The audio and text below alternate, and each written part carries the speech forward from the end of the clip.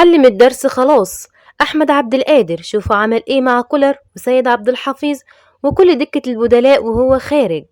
قبل ما نبدأ لا تنسوا الصلاة على النبي والاشتراك بالقناة وتفعيل زر الجرس ليصلكم كل جديد.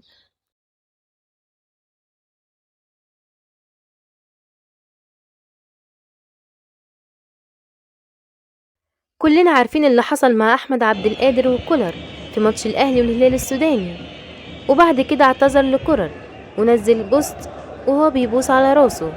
مش بس كده، ده كمان نزلت عليه عقوبة كبيرة. والواضح من الفيديو ده ان احمد عبد القادر اتعلم الدرس خلاص وسلم على كل الفريق واحد واحد. كل عام وانتم بخير في رعاية الله وحفظه.